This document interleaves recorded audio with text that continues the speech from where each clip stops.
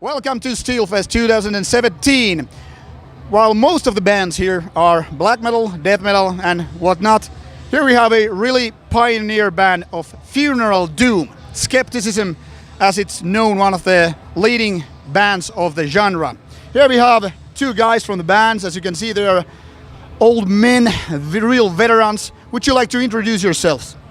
Yes, I'm Matti and I'm a vocalist in Skepticism. I'm Aaron, I'm the organist.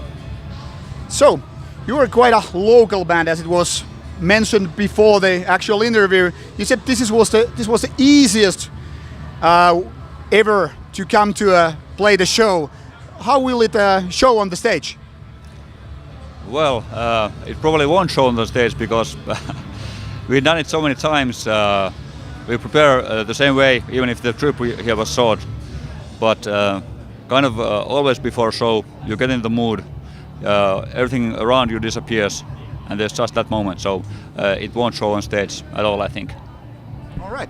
So as we can see, you have pretty unusual clothing considering what the normal genre clothing style is, and you are not exactly a typical band to play in this kind of festival, considering that you play slow, you play heavy, you play kind of depressive music. How do you selves feel to be part of this kind of festival?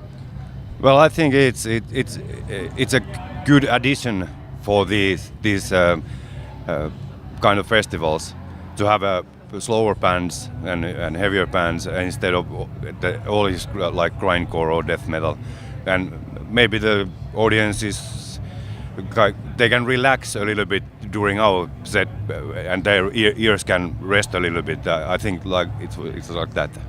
So we won't be expecting lots of headbanging and fisting? Well, we've seen headbanging on our show, so it's just slower than normal. So kind of a slow pace. Yeah, that happens.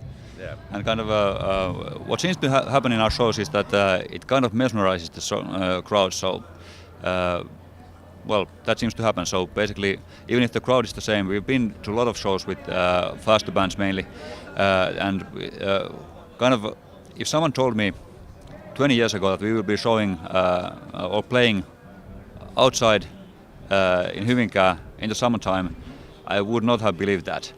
It was kind of a long shot thinking of that back in the day, but then we've done summer festivals in the last couple of years and it's working surprisingly well. Yeah, you are kind of a band which could be more easily to be seen in the kind of a club atmosphere, playing that in the really dark places. How does this kind of sunny weather, actually now it's getting cloudy maybe because of your presence, but is there any difference for you to play in a dark club atmosphere or just in sunshine? Doesn't matter. Well, for me, I think every show is a unique show, and I don't mind about the venue so much. Maybe in the smaller venues it's a little bit more like intense, but still our own set and our playing is still the same. And in the States I'm mainly in some kind of mood, so I don't pay attention a lot to people or the audience. So that's why it's hard to compare these different kind of gigs in all together. Do you need any special ways to prepare for a show, or is it just a kind of a routine thing for you as being a really old timer? Well, we do have a special routine ourselves, like me and Matti getting dressed and putting on the roses is kind of a ritual, and at that time the rest of the world starts to disappear. So I really enjoy that. Kind of for me, originally starting with the band, I thought the music was the main thing, but these days, the last 10 years, getting on stage has been the main thing. It's kind of even for us as the band, you feel the music on stage differently from what it's like when you listen to it from a record or rehearse. So basically, for me, a show is like a ritual. So it's a purifying experience. So I really look forward to that this time, the next time, the last time, and so on. So your music could be described depressive. It's dark, it's heavy, it's slow. It's kind of suicidal in a sense. How do you make this kind of music, and do you care what happens to the listener when he totally gets in the mood of your music and lyrics? Well, I think what you just said is kind of a misconception. For me, at least, playing music like this has nothing to do with depression or suicidal ideas or whatever. It's just an aesthetic choice. So basically, this kind of music to me is beautiful. And so is it more like an escape rather than journey into the deeper feelings? You could say that, yeah. It's well, kind of the moods this kind of music brings to you are not always negative. It can be that it feels heavy, it feels kind of depressive, but not in a suicidal way. Yeah. Yeah, and most of the times when you talk to the crowd afterwards, the fans, they are telling that they are getting really beautiful feelings instead of negative feelings, and sometimes, almost all the time, somebody is crying in the front of the stage, and so. What does that crying make you feel? I don't know. I mean, I think I'm almost like in the same mood with that person, so it's really close for me to start crying on the stage also. So I can relate to that, and I know they are feeling the beautiful feelings and moods in the music. So you're more a beautiful and sensitive band as opposed to dark and depressive and all that. Yes, you can say that.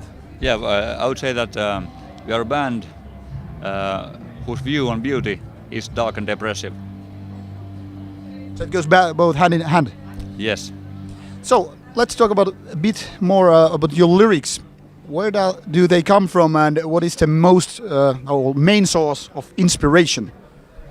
Well, we are no different from most bands ever. Kind of typically, the most inspiring moments in your life are the worst moments in your life. The lyrics themselves try not to state anything in them, so it's basically describing emotions and things that happen to you in a kind of a non-descriptive way. So there's a lot of air in the lyrics, so if you read them, most people interpret them differently, especially differently from the way what I meant, which I think is the best thing. So I try not to say much anything or state anything in the lyrics. All right. So what we can expect from you guys in the future? Where will you be in like 5 or 10 years? Hopefully we are about the same spot as we are now, that we can do shows randomly every year and do what we love to do. So, but of course there is a pressure always for the next album and we see.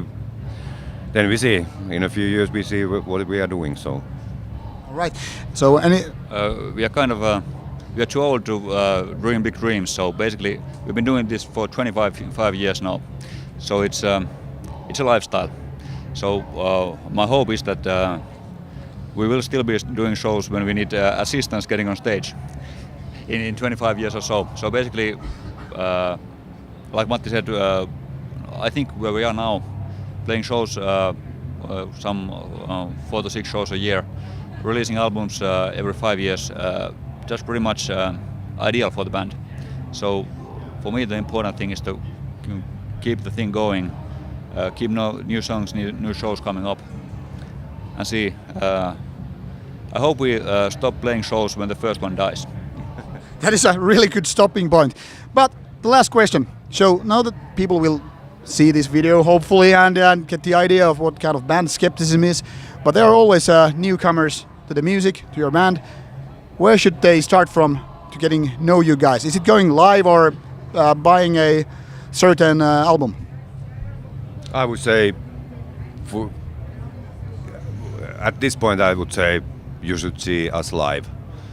Then you can buy the album and listen to it, and then you have the feeling, and you know you can start to remember that what it was like in the States and stuff, and because I think our stuff is a little bit hard for newcomer just to listen with an album, because it needs a certain atmosphere. You can't put our album in a car stereo and start driving. You have to put it in a stereo. You have to listen to it, and then you can get the mood and so on. All right. So, what will be written on your tombstone when your band ceases to exist? Well, that's a good way to end it all. I would say I think I will take the lyrics from our one song and tell the words, not sing of sorrow. All right, that is a really good answer. Well, thank you guys. Thank you. I'm most eager to see you on stage. thank you. So here we are with Skepticism. Stay tuned for more stuff to come.